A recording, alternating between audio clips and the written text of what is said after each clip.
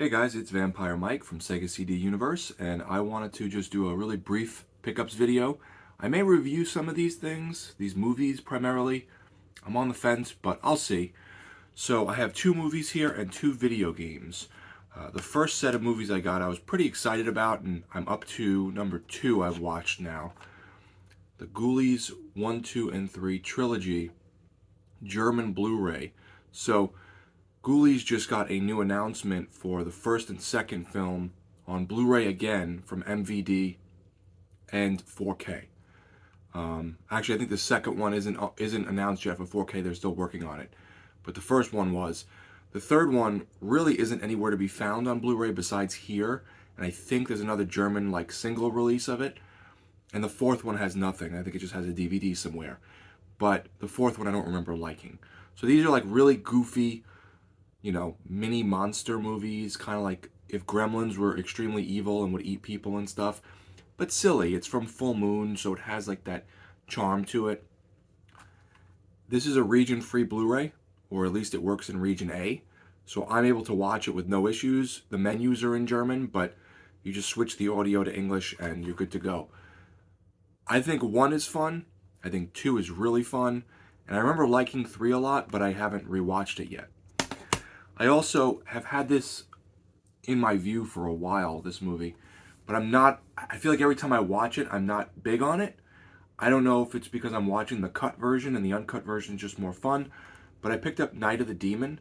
This is a 1980 Bigfoot film, and it gets pretty wild and crazy, but again, I watched the cut version, so I wanted to give it a chance. I got a really good price on it.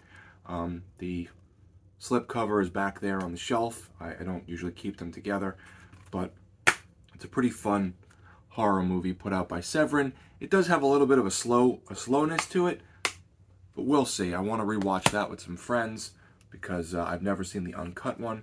And then video game wise, I picked up Wasteland 3 on the Xbox One. This was one I had on Game Pass, but I recently downgraded from Game Pass to Xbox Gold. I was going to forego using that as well, but then my buddy was like, no, you got to play online with us, and he bought me another year, so that was very kind of him.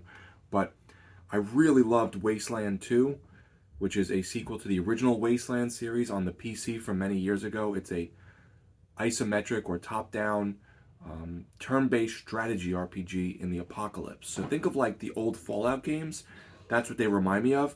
This one, I think I started and just never played it. I saved and stopped when I had Game Pass.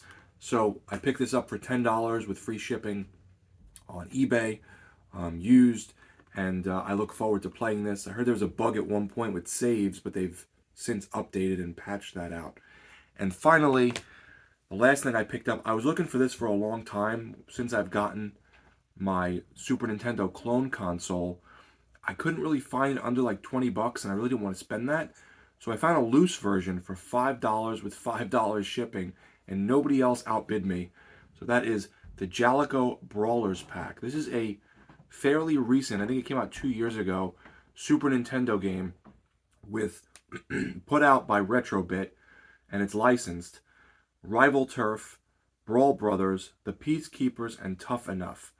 Those are all games you may recognize the names of that have been Super Nintendo titles over the years. They're all on one cartridge. They work in my clone console. They look decent. They don't, they didn't do any changes to the games or anything like that. The menus are very simplistic. I thought Tough Enough was bad. I thought The Peacekeepers was decent, but was weird that it didn't have music. And I thought Brawl Brothers and Rival Turf were really fun. So if you like beat-em-ups, I would recommend it. Tough Enough is a one-on-one fighter that's not very good, but the other ones are all Final Fight clones. They're pretty fun. I mean, for $10 you get, for $10 I got 4 games. You'll probably spend a little more, but especially if you want the cardboard box and the little manual and stuff. But these are my recent pickups. Let me know, guys, what you think of these. If you want a review on, I don't know if I reviewed Night of the Demon. I don't think I did. Or Ghoulies, let me know, but I just wanted to shine a little light on them. Thanks, guys, for watching. It's Vampire Mike from Sega CD Universe. Be good.